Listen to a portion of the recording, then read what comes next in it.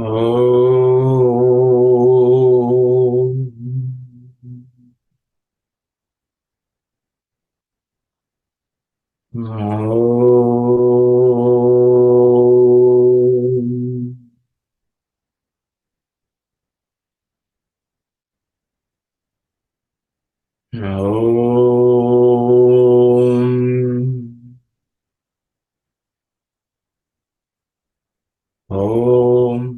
सहना भवतु सहनौ भुनक्तु सह वीर्यं करवावहै तेजस्विनावधीतमस्तु मा विद्विषावहै ॐ शान्ति शान्ति शान्तिः. Sairam everyone. Just to recollect where we were last week, we are in the third chapter of Narada Bhakti Sutrani. We had covered about 42 verses so far. The past few sutras have been classified in the third chapter, a third categorization, and we looked at the importance of Mahat Sangha, the company of the great, and how it is to be attained, that it can only be attained by the grace of God. And we should also have no differences between the Lord and the devotees, and that should be achieved. Tadeva sadhyatam, tadeva sadhyatam. So these were the sutras we looked at last week. We will continue from where we left off. Saira.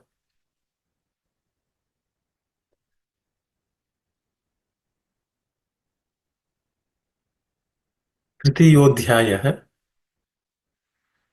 Bhakti Sadhanani.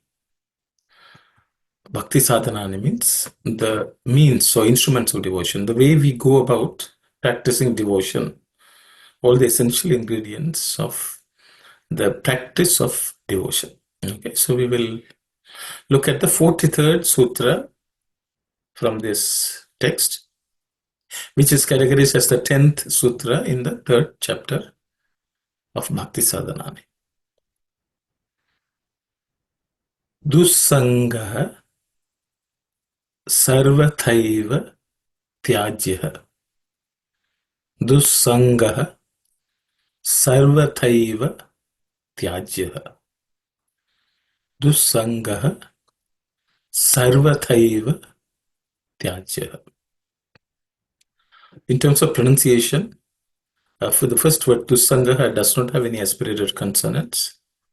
The second word, sarvathaiva, the thai is made from the second consonant of the varga or third class of consonant, so it has to be aspirated. Thaiva, okay, tathaiva, sarvathaiva, okay, tyajyah. Tyajyah does not have any aspirated consonants. So let's look at the word split. We'll split the sandhis. The first word is a samasa, dussangah. It also has dus and sangaha. I have not separated it, because it's a samasa, but they are distinct words, dus and sangaha.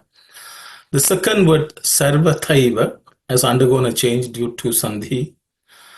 Sarvatha and eva. The tha and eva becomes thai.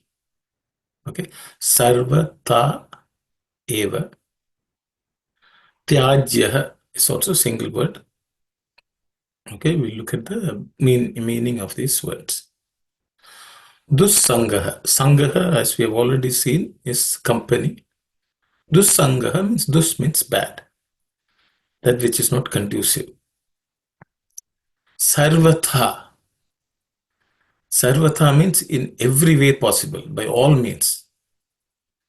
So we can employ any means. Okay. Eva. Eva means, I put the word even here, or alone, or actually you can say it can also be an emphasis. So I will also put in the, because evam, depending on the context, it takes on different meaning. So I would say sarvatha eva, by all means, definitely. Okay. Eva means definitely, or maybe definitely is a better word, I guess, because it's more or less like it's an emphasis, it's a word of emphasis. Sarvatha eva, in every way possible, tyajya. Tyajya means one who gives up. Okay, so that means you have to renounce. Okay, I have put it as one who gives up. It can be just renunciation also. Okay, so one should always give up. Okay, by all means, any means possible, to Sangha, bad company. So this is the meaning of the sutra. So one is you have to cultivate the company of the best, the highest, the noblest. Then through any means, we should give up any bad company. We will read Swami's words on this. Swami has often reiterated this Tyaja Durjana Samsargam quite a bit. So we will take a look at it.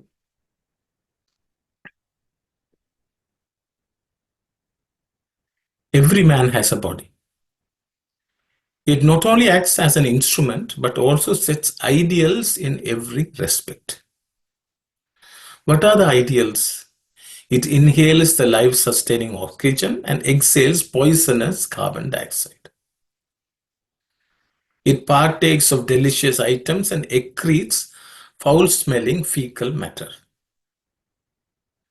What is the inner significance of this activity?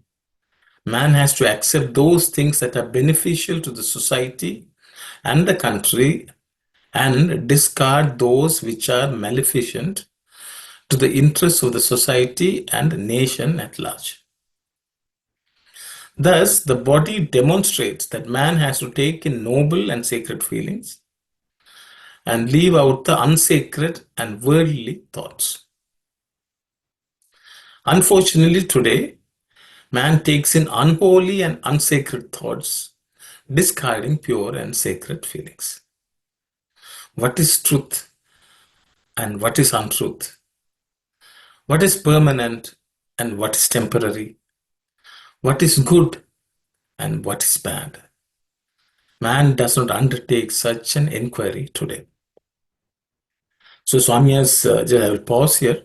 Swami has nicely explained what is good company and what is bad company, what is noble company and what is unholy company. See, the holy ones, unholy, I think all of us sacred feelings and not so sacred feelings, we know that's also company. What is truth and what is untruth? Truth is nothing but God who is all pervasive. World is, but all that is untruth. Not so. So that also separates what is good and bad. Then he also says what is permanent, what is temporary. Permanent is always good. Temporary is not that good. What is good and bad? So we have to make this inquiry.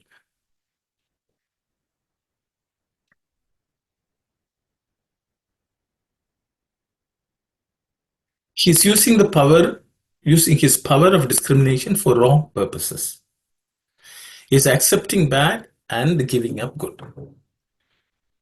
Do you prefer a rotten fruit to a luscious one, or inhaling carbon dioxide and exhaling oxygen? No. If you do that, you will not only spoil your health, you will put your life also to risk. Man should achieve physical health, mental satisfaction, and atmic bliss. Man's life is a combination of the body, mind, and atma. The body performs actions, the mind inquires, and the atma remains a witness. These three are essential for human life to blossom. But no one is trying to understand this mystery. Nature also shows the truthful and the right path. If you do not breathe out the air that you breathe in, your health will be spoiled. Likewise, if you do not excrete the body waste, your health will suffer. The lesson one has to learn from this is that one must accept good and give up bad. Tyaja durjana samsargam, discard bad company. Even bad thoughts constitute bad company.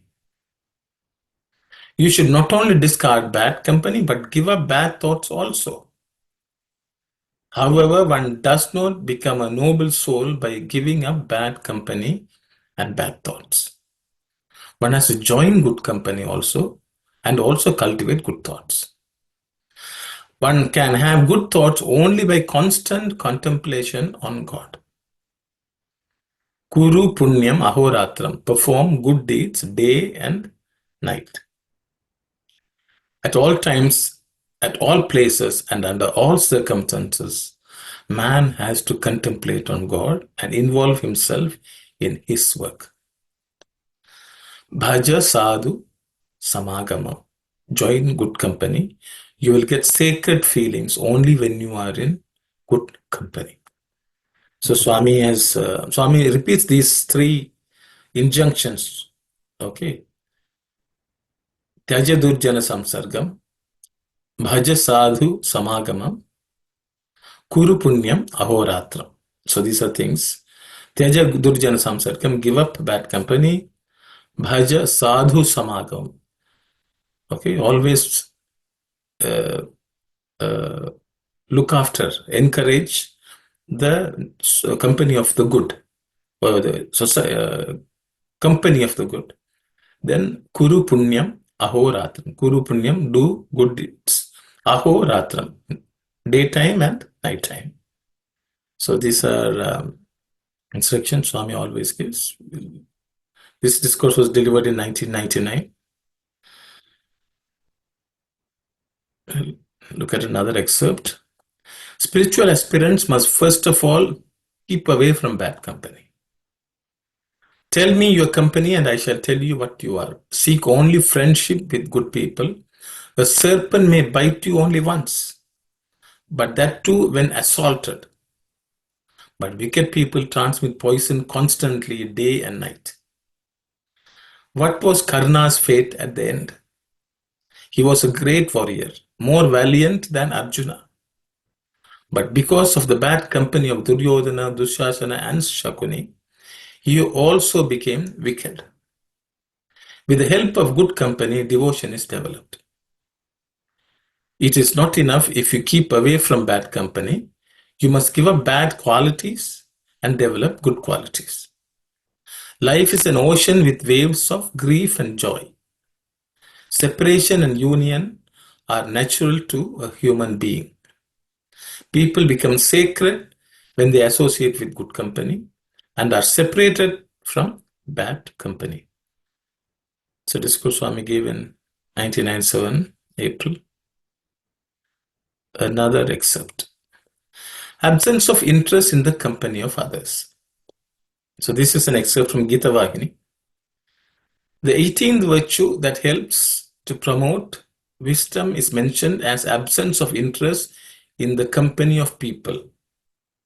That is to say, absence of the desire to mix with people engrossed in affairs that concern the objective world.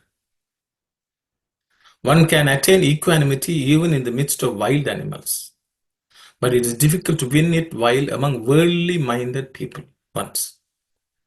Spiritual discipline will be affected by the company you keep. Good people keep you good, bad people drag you away into badness. Of course, it's hard to find out who are good and who are bad and then settle among the good. So it's advisable to avoid people and concentrate on spiritual discipline. The human mind is like iron. If it falls into mud, it rusts and disintegrates. If it falls into fire, it loses dross and becomes pure. Therefore, joining the company of the wise people is better than being in solitude.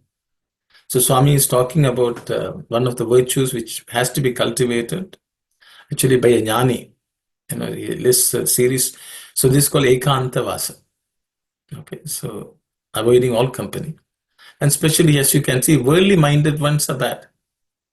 That's the way this Swami says in the Gita Vahini. Note how Narada, who was the son of a housemaid, became a sage because he fell in the company of good people. Ratnakara, who was a cruel hunter, got the company of the seven sages, so he was transformed into the first among poets, the Adikavi. Evil company is highly detrimental. A red-hot iron bowl is capable of causing more damage than a flame of fire. A sinful one is more to be avoided than sin itself. Aspirants have to be vigilant about the company they keep. Sairam, sister. Brother, can you go back to the last slide and the bottom of the line, please? But it says, therefore, joining the good company of wise people is better than being in solitude. Solitude is the Ergantavasam. So he is saying better than the Ergantavasam. Yes. So isn't it Ergantavasam is the better way at the end of your reaching of your See, spiritual ladder? what is the company of the good? Is the question, sister. Company of the good is you can be company of the godly thoughts. Godly thoughts, okay. See, there are many people who do meditation.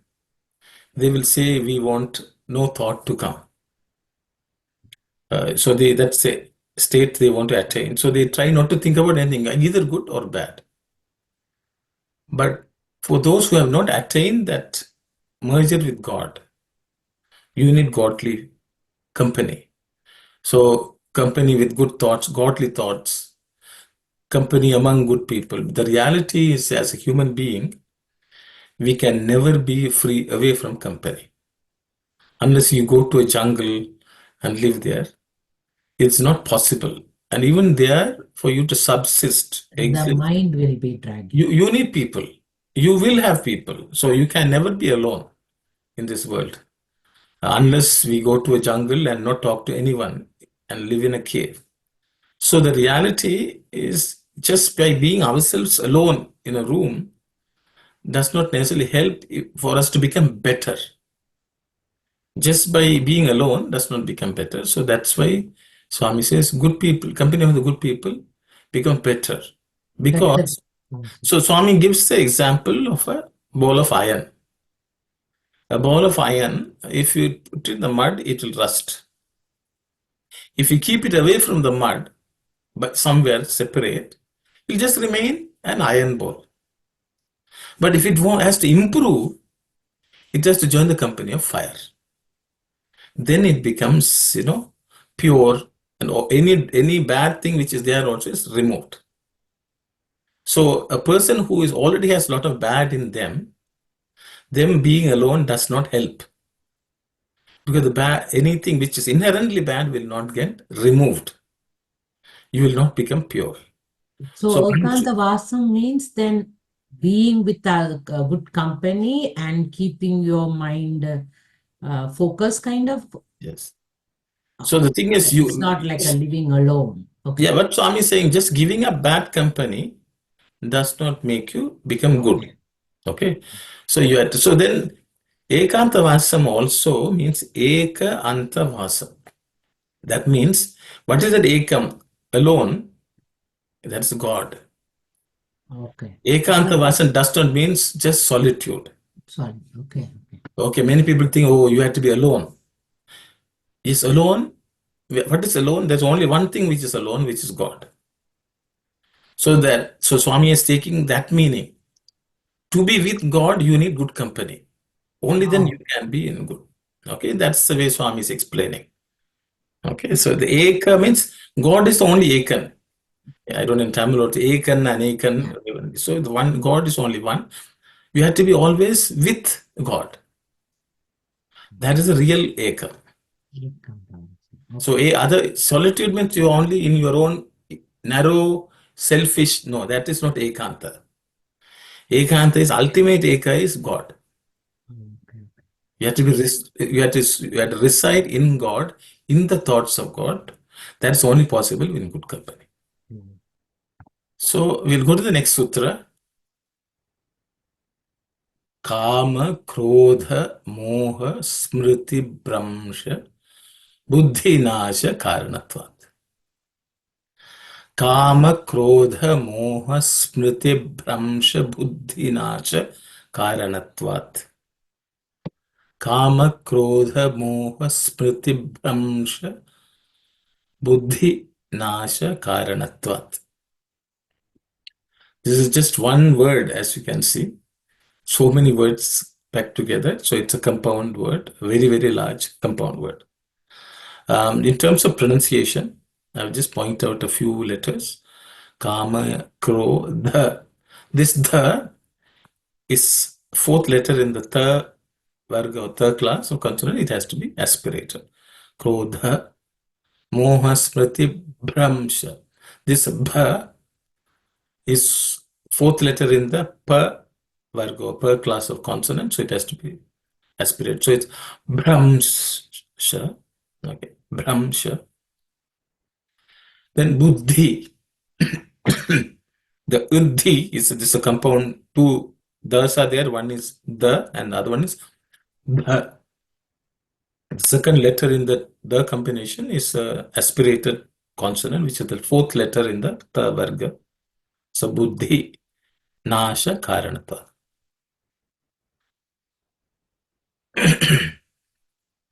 So there are no sandhis which has caused any changes. So there are no changes due to any sandhi, as you can see. I have just separated all distinct words so that we can look at the meaning, and it's easier to read also. Kama, Krodha, Moha, Smriti, Bramsha, Buddhi, Nasha, Karanatvat. So we look at the meanings of the words. I think many of them should be very familiar to you. Kama is desire. Krodha is hatred.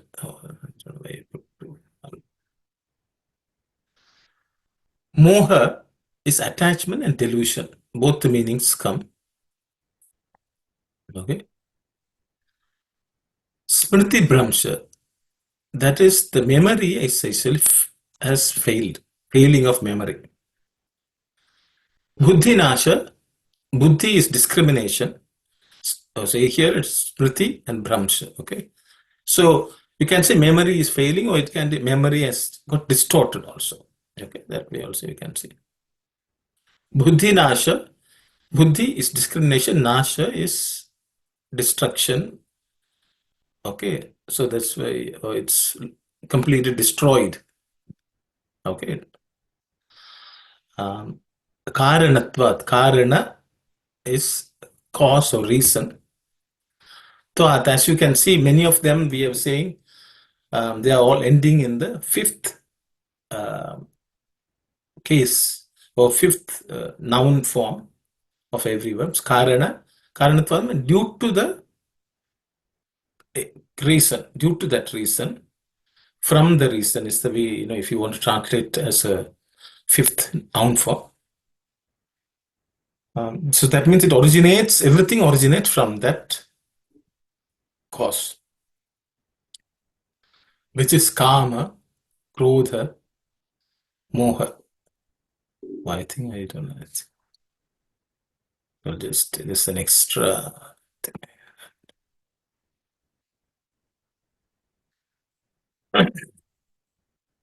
So what happens generally is, when desire hits, we will forget anything bad about that desire. When desire is too overpowering, it'll make us forget all the bad things which we may have even experienced before. It's like a dog, it runs somewhere and it gets kicked or stones thrown at it. But it forgets, if it sees a bone, it will run. So same way, any object of desire attracts us, we just run wildly, forgetting any bad experience in the past. So that's Smriti Bramsha. That also, even when anger is there also, that happens. We forget. So when memory fails, buddhi also is gone. Because if the memory is there, the memory is there, our buddhi will work. That happened, so better you avoid things like that. That is also destroyed. Okay, because of these three: kama, krodha, and moha. But it also means all the Arishad Vargas, actually, even though these three are mentioned: kama, krodha, lobha, moha, madha, mada, matsarya. All these are indicated by these three words. Okay, so we will look at Swami's excerpts.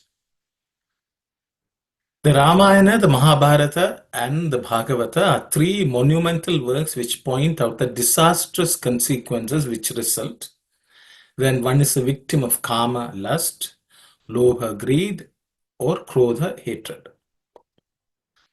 In the Ramayana, Ravana exemplifies lust. The entire Ramayana story happened because of Ravana's lust.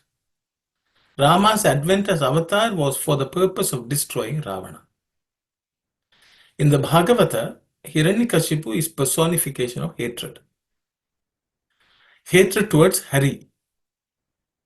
He went about asking, where is that Hari? There can be none greater than myself.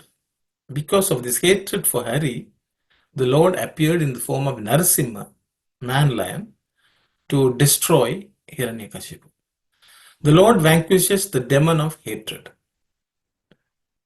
In the Mahabharata, Duryodhana symbolizes greed. As a result of his greed, his entire clan was destroyed. Ravana, Hiranyakashipu, and Duryodhana are examples of the disastrous consequences of lust, hatred, and greed. Besides containing these warnings, the Ramayana, Bhagavata, and Mahabharata indicate what is dharma and how it is to be honored and adhered to. Duryodhana, whose avarice knew no bounds, went to his mother Gandhari on the eve of Kurukshetra battle to seek her blessings. In keeping with the ideals of mothers in those days, Gandhari told Duryodhana, Yato dharma, tato jaya. Where there is righteousness, there is victory. She did not wish victory for her son.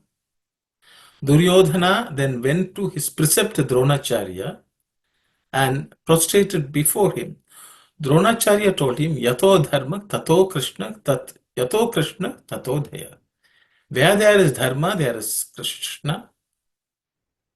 Also, where there is dharma, there is Krishna. Where there is Krishna, there is victory.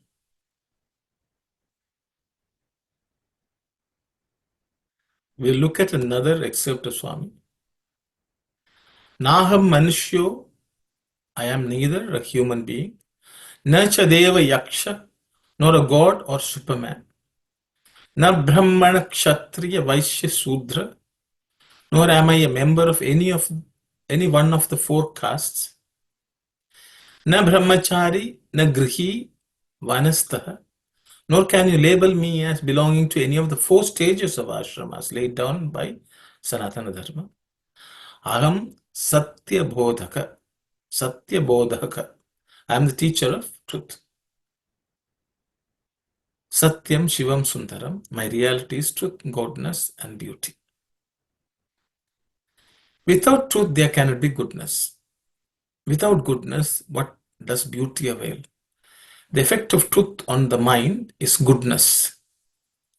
The joy that flows from goodness is genuine beauty that artists love. The three are really one and indivisible. Truth is goodness, and goodness is beauty. Experience this truth, that will give you the highest bliss. Let not lesser joys distract you. Don't fritter away your energy playing the silly game of gaining and losing, gathering and scattering, winning temporary fame, fortune, and felicity. Go straight on the royal road that leads to self-realization. Don't stray into bylanes of counterfeit bliss. This doesn't mean that you have to give up your kith and kin and foot it all alone.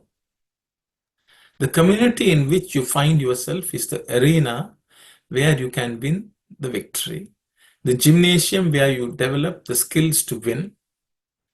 The spiritual journey lies through compassion, sympathy, mutual help, and service. And these are fostered by society and are to be used for society. Ravana was the mightiest potentate of his day.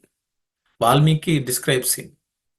His capital city was an impregnable fortress filled with rare treasures.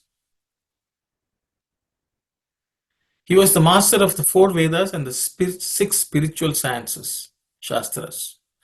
Duryodhana, the eldest of the Kauravas, was, as Vyasa describes him, unsurpassed in the number and strength of his army and armaments, and in diplomatic skill.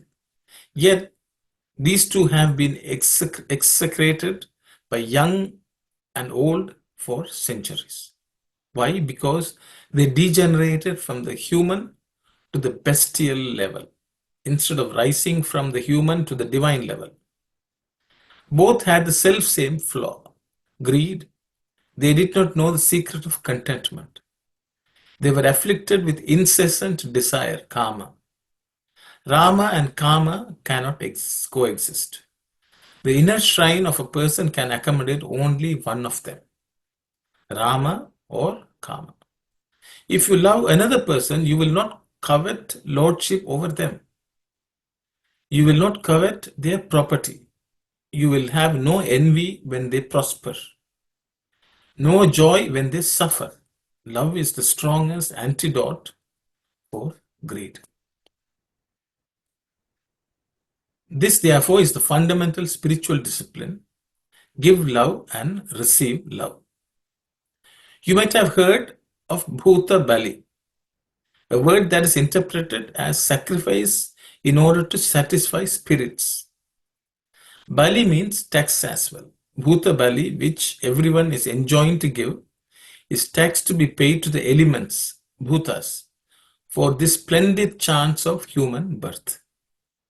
For all the good words that come your way, all the good deeds by which you benefit, and all the good thoughts that spread peace in your heart and light the road you tread, you have to pay tax. Love persuades you to consider the distress of others whenever you are overcome by it. You are drawn to those who are equally afflicted by grief. You become engrossed in the sorrow of others and so forget your own. Draupadi bewailed her lot before Krishna. She cried, Krishna, when a mother loses a child who is snatched away from her lap by death, she is drowned in grief. Ashwatthama slaughtered my children in cold blood at dead of night while they were sleeping soundly. I have lost all of them. How can I be consoled? How can I get those children back? Krishna said, Sister, you braved the insults that the wicked Kauravas inflicted on you in open court. Bear this blow with equal courage. Look at Gandhari, the mother of Kauravas. She has imposed on herself the blindness that her husband is suffering from. She has lost all her 100 sons.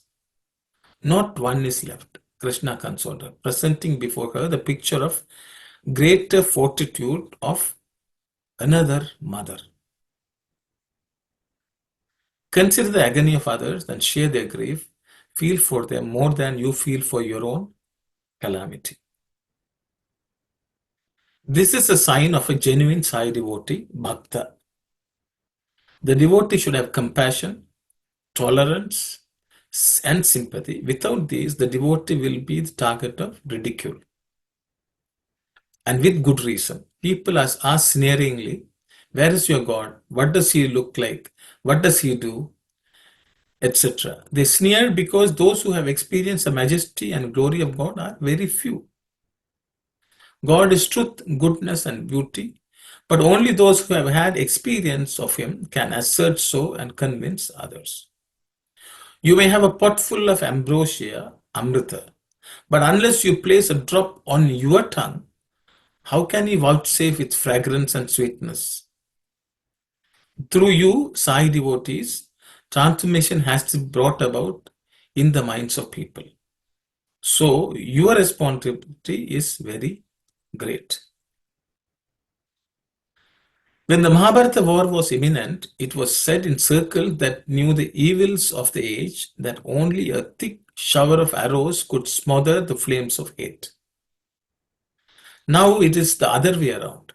Only a thick shower of love can smother and destroy the flames of anger, fear, and anxiety that envelop the world today. A group of scholars who had come to me recently asked me, Swami, you talk of flames of anxiety and fear, but surely you will appreciate the great step forward that humanity has taken by landing on the moon. I told them that it was wrong to spend billions of dollars and rubles on such enterprises. They argued that though there might not be any immediate profit from all that capital spent, its potentialities for good were very great. I said, it's a question of priorities. First things first. When so many nations on earth are undernourished, undereducated, underhoused, it's sheer absence of discrimination to spend time, skill, and money on this spectacular competitive adventure. Later, when the earth has been made the home of a happy family of people, such enterprises can be planned. The earth is the natural habitat of humanity. Why should one venture out of the range of the elements of which the body is composed and go places where one has to take water, air, and other essential requisites? When people go to the moon, they do not leave anxiety, fear, and falsehood behind. The moon that one has to voyage into is the mind, not this inert satellite which has no capacity to illumine itself. The Ramayana mentions that Ravana skillfully prepared a wax head similar to that of Rama and arranged that it be presented before Sita as the severed head of her Lord, so that she might give up all thought of living with him and surrender to the wiles of her captor Ravana. The moon is like the lifeless imitated head of Rama.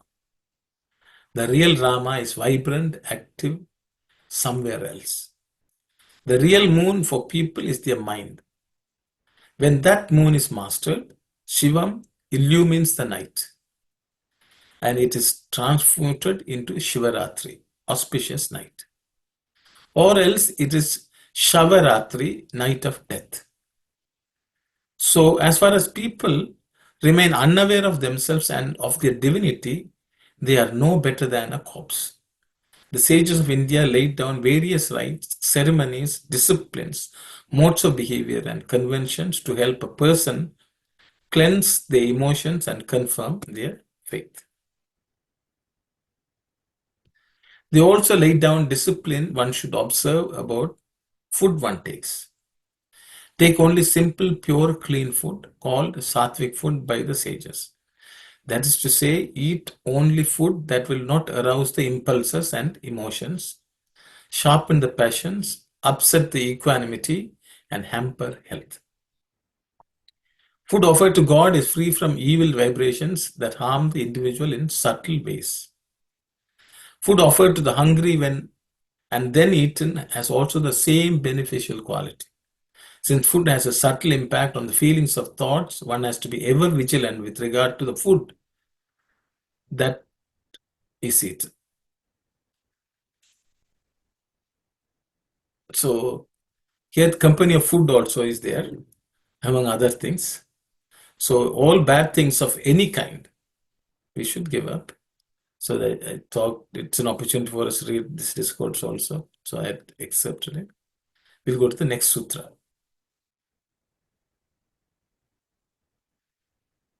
Tarangayita apime sangat samudrayante. Tarangayita apime sangat samudrayante. Tarangayita apime sangat samudrayante. In this sutta, there are no aspirated consonants, so it should be rather simple to chant or read. We look at the meaning of the split words. The first word, tarangayita, it's a compound word. Tarangayitaha. The visarga has gotten dropped because A follows it. Taranga ayitaha. Okay, becomes tarangayita. The second word, apime, is made of two words. Api, ime. The P and E becomes P, a longer P. Okay. Api ime. Sangat, no change. Samudrayante is a compound word. I've just split it so that you see the two distinct words. Samudra ayante. Same the Sanga ayita. Ga and A becomes Ga. Or Unga plus A becomes Unga. Here it becomes Dra plus A becomes Dra. Samudra ayante. We will look at the meaning of the words. Taranga ayita. Taranga means wave. Taranga is wave. Ayita, just the way a wave approaches us. Okay, so it becomes it's a wave which approaches. Okay, a wave which approaches. Api, even though. So what is each of these bad thoughts? Kama, Krodha, Lobha. They are like a wave, a small wave only they appear, or a small ripple. Okay, it looks very insignificant. Even though they look like a small wave or ripple, ime means these. It's referring to the kama, krodha, moha, smritir brahmcha, buddhinasha, karan. All of them appear as small ripples. Sangat, by company. From company. So again, it's a fifth noun form of the word sangha. So through this, so from company, that means it also means bad company. Samudrayante. Samudra ayante. That means ayante means becomes samudra, ocean. These small things like ripples of little waves we see, but they become ocean in the company. In a company of bad, they'll become an ocean. Okay. We'll read Swami's excerpts. Dear students, the sandalwood tree without any feeling of bitterness imparts its fragrance even to the axe that fells it. Divinity responds in the same manner. Some persons, blinded by their ignorance, arrogance, and folly, may say all sorts of things about God. They may even imagine thereby that they have assailed God. But God remains totally unaffected. Even to such bad and evil-minded persons, he offers his blessings and benediction. Good and bad are obverse and reverse of every object. The citizens of Ayodhya had great love and devotion for Sri Rama. However, despite all their entreaties, appealing to him to stay in Ayodhya, Rama decided to leave for the forest. When Rama did not respond to their appeals, all their love and devotion turned into bitterness and resentment. We used to think that Rama's heart was sweet as nectar. We felt that his heart was soft as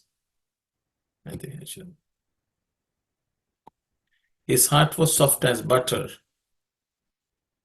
We could never bring ourselves to think that he would be so hard-hearted. Such were the bitter feelings of the citizens of Ayodhya. This was the reverse of what they had felt about Rama earlier. Every object carries with it good and bad, gain and loss, the praiseworthy and unworthy and similar pairs of opposites. Separation and association are both causes of sorrow for the devout. Separation from good persons causes sorrow.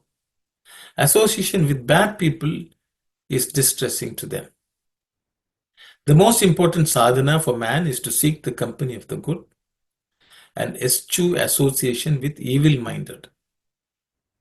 Men today seek the fruit of good deeds without engaging themselves in good actions. They wish to avoid consequences of sinful actions while indulging in such actions. If you want to avoid the results of bad deeds, you should avoid such actions. If you desire the fruits of meritorious deeds, you must do meritorious acts. Man should develop qualities of love and forbearance. Love grows by giving and forgiving. Selfishness grows by getting and forgetting. Students, you should realize even at this tender age the infinite preciousness of life. There are innumerable things which you have to learn in life. You must make good use of every minute of your time. See that your hearts remain pure and unsullied. Lord Dakshinamurti conveyed his message through silence. He seldom resorted to speech. By mere sight, he could impart the profound truths about the universe and the divine. On one occasion, in the course of his travels, he reached the shore of the ocean. He was delighted to listen to the Omkara vibrations coming from the ocean. The ocean represents the Shabda Brahma, primal divine sound. It symbolizes the grandeur and majesty of the divine. Dakshinamurti drew a lesson from the endless waves reaching the shore from the ocean. He noticed that as soon as some rubbish fell on the ocean, it threw it out on the shore by a series of waves without retaining it even for a brief moment. Dakshinamurti questioned the ocean. How selfish are you? You are boundless and fathomless. Can't you make room for this poor stuff? It is highly selfish on your part not to tolerate this poor thing despite your vastness. The ocean gave a fitting answer. Lord, there is nothing unknown to you. If today I allow this piece of dirt to remain with me here long, I will be filled with flotsam and jetsam, and my entire form will be changed. Hence, from the very beginning, I have to cast off anything that is dirty and polluting. Only then I can remain pure. Likewise, every person should keep out even the smallest bad thought the moment it seeks to enter the mind. To treat it as small and inconsiderable would mean allowing such things to enter the mind and in due course fill it entirely. In the process, the entire nature of the person is changed. His human essence is undermined. Hence, every effort must be made to keep out all bad thoughts and feelings and promote human qualities as much as possible. Through very small effort, great things can be accomplished. A huge serpent can be destroyed by a large number of small ants. Do not consider yourself small. Seek to acquire the strength and determination to carry out your duties. In the world, difficulties crop up from time to time. Jealousy towards one's betters is quite common. Crows have animus against the cuckoo. Cranes jeer at swans, but neither the cuckoo nor the swan is worried. The world has many such envious beings. Do not allow yourself to be overwhelmed by such experiences. You have to confront them boldly and stand up for truth.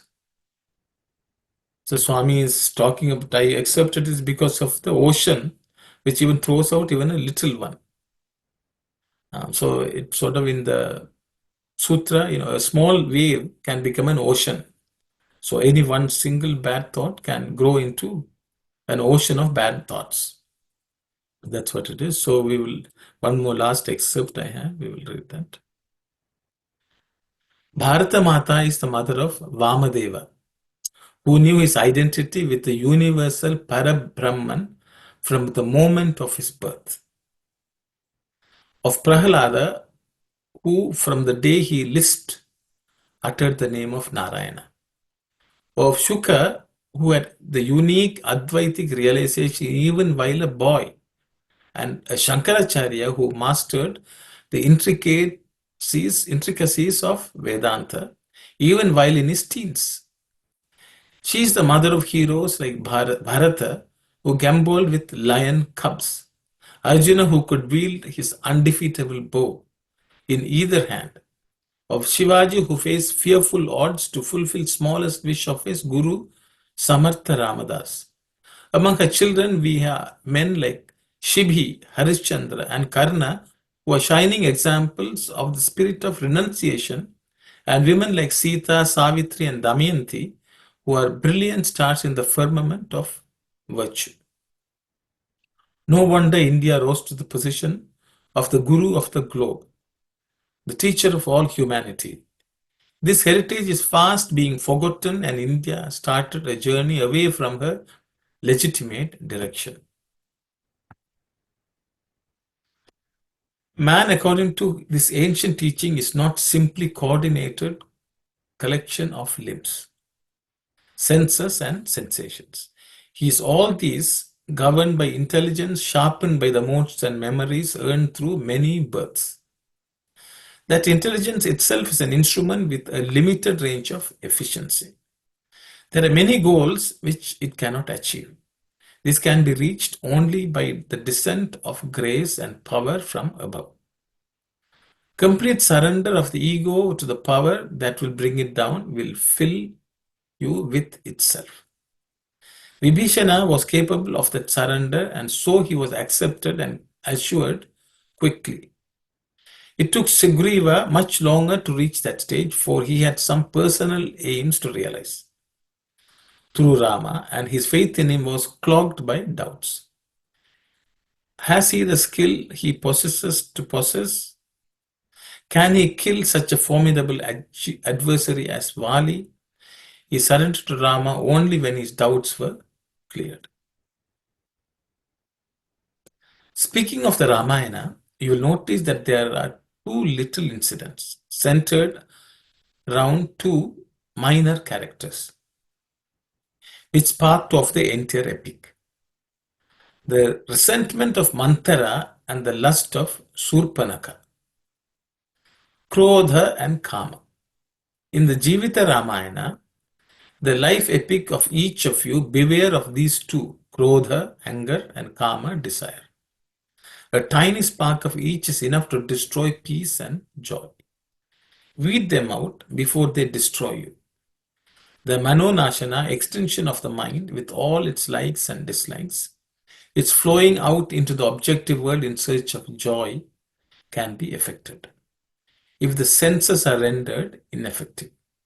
Then, like the faggot on which the corpse is cremated, in the process of cremation, the corpse as well as the faggots both become ashes. Sensory activity is the warp as well as the woof of the mind. When that ceases, the mind vanishes, it starves and dies. To get santosha and shanti, you must develop a pure, unsullied mind, unsullied by egoism and its progeny, lust, greed, envy, anger, hatred, and the rest.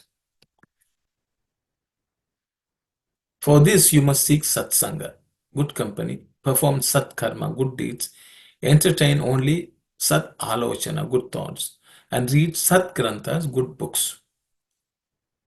You may see 1,000 good things or listen to 1,000 good words or read 1,000 good books.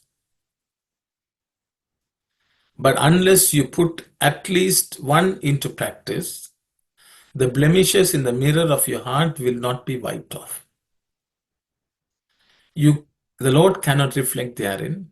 Constant practice with full faith will transmute Nara into Narayana, Manava into Madhava, man into God. For Narayana is your real nature, Madhava is your real essence. You are but a wave of the sea, know it, and you are free.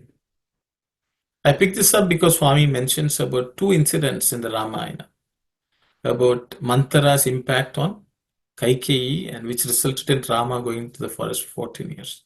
A small incident, but a big epic. Then Shurpanaka, who was desiring Rama and Lakshmana, she triggered another series of problems, which destroyed Ravana completely and the entire Lanka also in that process.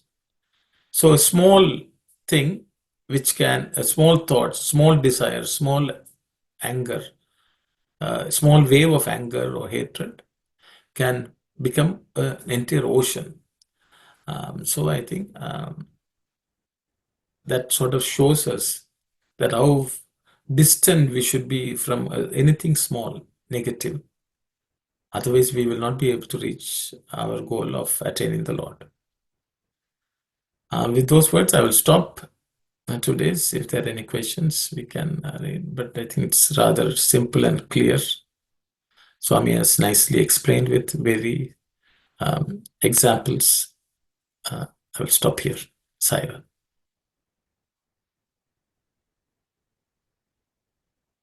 So I think there are no questions. So then we will close the session with Sairam Kalyani, please. Sorry, Uncle, just a quick clarification for the second last sutra. So the Karanatvat is referring to Kama, Krodha, and Moha are the reasons for Smriti Bhramsha and Buddhi Nasha? So, yeah, you can say those three are the cause of Smriti Bhramsha and Buddhi Nasha. Kama, Krodha, Lobha, Moha, Smriti Bhramsha, Buddhi Nasha, Karanatvat. So, they are the cause which creates Smriti Bhramsha and Buddhi Nasha. Smriti becomes fail, the memory fails, and Buddhi is destroyed because of Kama and Krodha and Moha. Yeah. Okay, thank you so much. Sorry. So if there's no other question, we will close the session with prayers and we'll meet next week, Saira. Yes, sister. Sairam, brother, can you explain a little bit of the last sentence where it says Narayana is your real nature and Madhava is your real essence?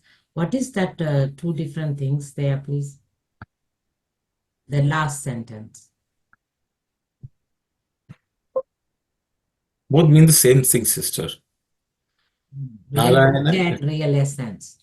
So Pardon? Narayana and Madhava is one and the same. So, Swami, there are two words. Nara can become Narayana. Manava can become Madhava. So this Swami keeps on repeating. Nara is human beings can become Narayana. Swami says Nara is also Atma. The Jivatma becomes Paramatma. Narayana is also an ocean. Narayana resides in the ocean of Milky Ocean. So one drop can become big. A small wave, which is the Nara, can become the ocean of Narayana. Manava is also a human being which has Madhava as essence. But he can become the Madhava, which is the ocean of that small essence of divinity. So human beings have to become, because we are also small waves. We already looked at small wave of bad becoming an ocean. But there is something, a small wave of goodness also can become an ocean. That's a contrast. Anything small can become a wave. Okay, so that's why Nara can become the ocean Narayana. Manava, a little bit of good man, can become Madhava, God himself. Okay. Okay, Thank so you. that's the way and the sea. Okay, yes, Kalyani. Sorry, Uncle. Regarding the last sutra, where like the ocean, how it even when some small rubble, it immediately removes it from itself. So when we have these small ripples of kama, krodha, or lobha, like if we make it a big deal, or if we get very worried about it, doesn't that also kind of amplify it? And is there some other way to get rid of it without focusing so much on it? Like, Drop it. Drop a bad thought like holding a hot iron ball. See, Swami has given the example. If there's a hot iron ball, that can create more harm than fire itself. So the thing is, even a negative thought, if somebody has done something wrong, dwelling on it more than a few seconds will actually cause us harm. So I think the only thought is to drop the thought and think of God. That's my understanding. Don't hold it in your mind. The longer we hold, the damage will that much be more severe. So any negative thoughts, as soon as we realize it's a negative thought, should be dropped. But the mind sometimes tricks us. It says, no, let's analyze this. We have to avoid it. Avoiding is very simple. Just drop it and think of God. We have to move on. That's it. That's my understanding. Never dwell on a negative thought. I think that's my understanding. Thank you so much. Auntie Kanagis. Okay, today was the 175th class. Thank you, Arno. I have been keeping account of that. And the other thing is the next class going to clash with the Ahanda Bhajan or no? No, because it's Saturday morning. The Akhanda Bhajan is in the evening, Auntie. So I think we will be having the class. Okay. Yes. It doesn't affect us. Okay, thank you. Sai Ram, Auntie. Sai Ram. Sai Ram. Thank you. So we'll close with prayer. Samasta Loka. Om Samasta Loka Sukhino Bhavantu. Samasta Loka Sukhino Bhavantu.